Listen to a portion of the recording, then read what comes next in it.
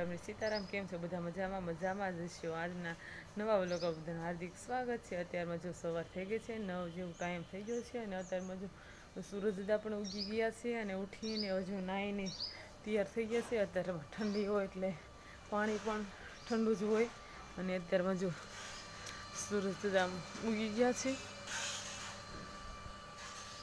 11 વાગ્યાનો ટાઈમ થઈ ગયો છે અને હવે જો રાંધવાની તૈયાર કરી છે। આજે રાંધવામાં છે જો ટમેટા છે અને જો વાલોર અને ટમેટાનું શાક આજે બનાવવાનું છે અને હવે જો બપોર થઈ ગયા છે એટલે હવે રાંધવું જ પડશે। અને હવે ટમેટાનું શાક આજે મારી વાંચીની છોકરી આવી હતી એટલે ટમેટા અને જો આ બધું બકાલું લાવી છે આજે અને હવે રસોઈ બનાવવાની છે બપોરની।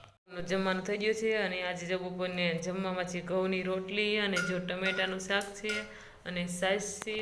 હવે જો જમવા બેસી ગયા છે, એક્ઝામ દઈને વિયાયા છે અને નાસ્તો પણ કરી લીધો છે અને હવે જો ટેરેસ પર વિયાયા છે। હવે જો ટેરેસ ઉપર આવી અને વાસવાનું છે। હવે જો અહીંયા ટેરેસ ઉપર જો અમારે ફૂલડા પણ છે, જો પતંગ છે જો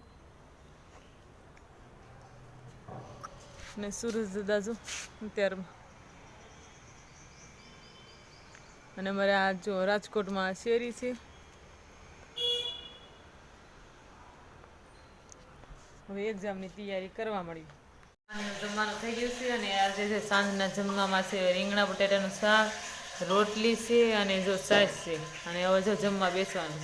મારો વિડીયો ગમે તો લાઈક કરજો, શેર કરજો અને સબસ્ક્રાઈબ કરવાનું ભૂલશો નહીં। Bye bye. નવા વ્લોગમાં મળીશું કાલે।